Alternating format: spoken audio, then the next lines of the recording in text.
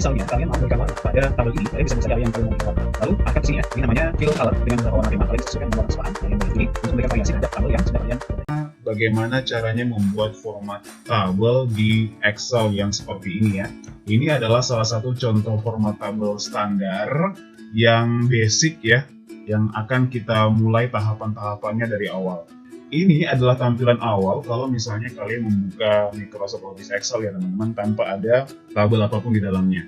Nah, kalau kalian masih sama sekali belum pernah melihat tampilan Excel, ini nampaknya akan terasa asing bagi kalian ya. Nah, tampilan seperti ini teman-teman, saya beritahukan, ini disebut dengan sheet. Makanya di sini ada keterangan ya, di bawah sini ada sheet 1, sheet 2, sheet 3. Kalau kita klik lagi, maka dia akan bertambah menjadi sheet 4, sheet 5, dan seterusnya. Nah, kalau kotak-kotak seperti ini teman-teman, yang warnanya kabur atau abu-abu ini, dia tidak ada garis hitamnya, ini disebut dengan sel ya. Disinilah nanti kita akan memasukkan data-data kita, baik berupa huruf maupun angka. Adapun penyebutan dari tiap-tiap sel itu ada yang disebut dengan cell name atau name box. Di sini adalah area name box-nya, kotak nama yang akan memberikan keterangan terhadap sel yang kita klik ya. Kalau misalnya saya mengklik di sini, maka di name box-nya akan muncul K7 ya. Kenapa K7? Sebab di name box ini akan memberikan keterangan dengan jelas kepada kita bahwa sel yang kita klik itu berada pada kolom K baris ke-7.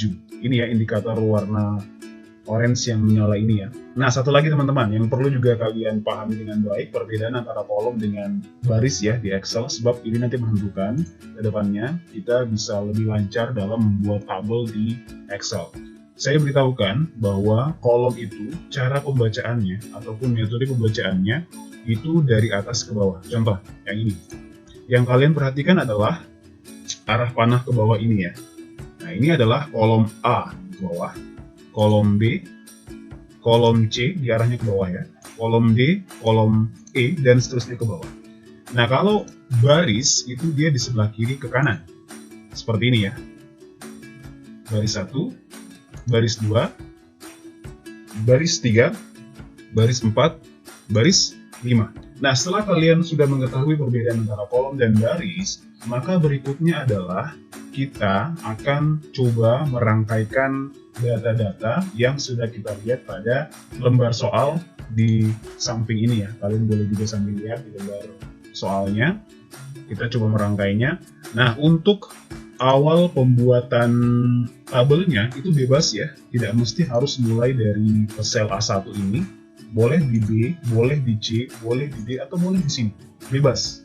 Nah, untuk contoh soal kali ini, saya akan coba memulainya dari ujung sini aja, di kiri atas. Kemudian saya mau ketikkan judulnya. Kemudian saya enter. Saya mau ketikkan laporan pengeluaran bulanan. Nah, hal yang perlu kalian perhatikan di sini teman-teman adalah metode pengetikan ataupun penginputan data dalam Excel itu sebaiknya kalian memulainya atau mengisinya dalam satu kotak yang sama. Contoh, Zavasop tadi di atas ini, saya mengetiknya di sel A1. Kemudian laporan pengeluaran bulanan dia masuk semua di dalam sel A2. Dia berkesan di sana. Ya kan? Meskipun sebenarnya kalau kalian melihat secara kasat mata, pengetikan ini nih seolah-olah dia menyebar ataupun melebar sampai ke kolom G kan? Sebenarnya tidak. Sebab ketika saya mengklik pada sel B2, dia nggak ada keterangannya. Ini juga nggak ada keterangannya. Nggak ada keterangannya. Ya kan? Karena sebenarnya ketikan laporan pengeluaran bulanan periode 1 sampai 30 November 2020 ini dia berada dalam satu kotak ini. Sebentar kalian akan mengetahui bagaimana caranya agar ketikan ini bisa sempurna terlihat seperti pada tabel soal. Kita coba input dulu data-datanya. Jadi metode pengetikan data dalam Excel itu memang sebaiknya seperti ini. Kita masukkan dulu semua datanya sesuai dengan kotak-kotak yang tersedia. Ini pokok.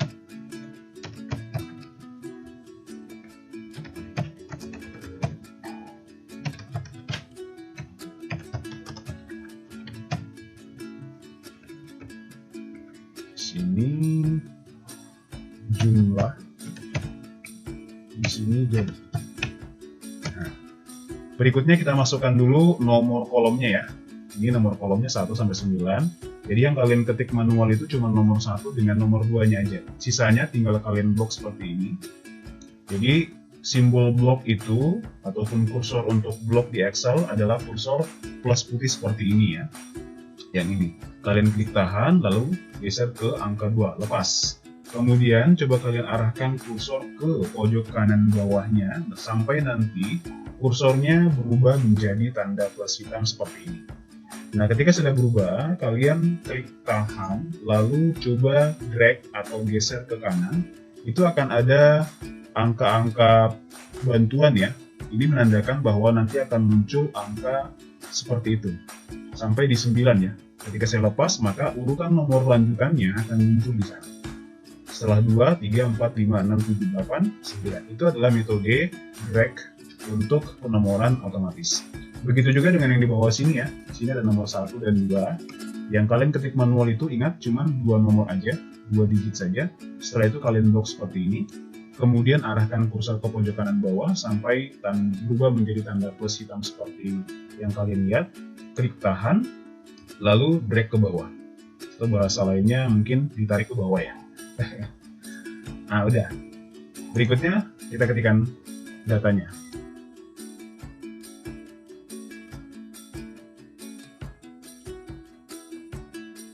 Nah, setelah data-datanya sudah rampung kita input, berikutnya kita bisa memberikan garis ya pada area tabel ini dengan cara blok area yang kita sudah berikan data tersebut. Kemudian kalian masuk ke border ini ya.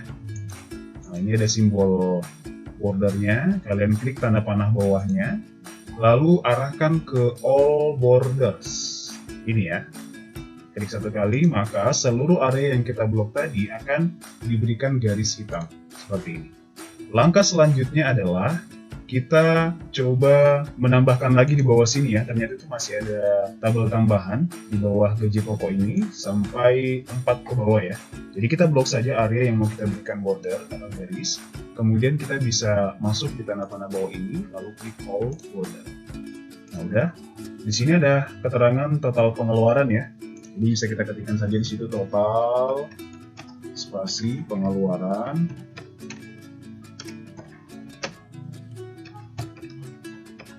Pengeluaran tertinggi, pengeluaran terendah, rata-rata pengeluaran. Udah biarin aja seperti ini dulu, nanti saya akan jelaskan bagaimana cara merapikannya. Kita mulai tahapan merapikan tabelnya dari judul dulu ya.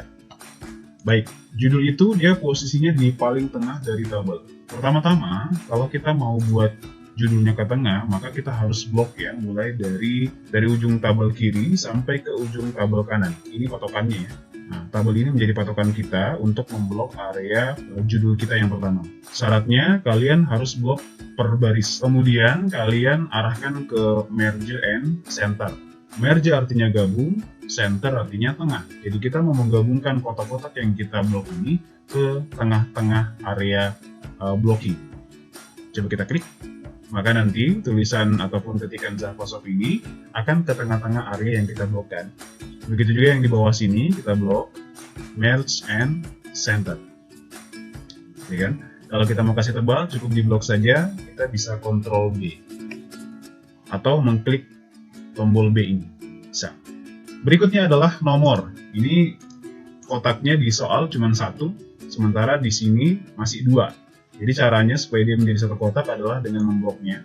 Lalu kita pilih merge and center. Diingat, merge and center ini gunanya untuk menggabungkan beberapa kotak menjadi satu ya.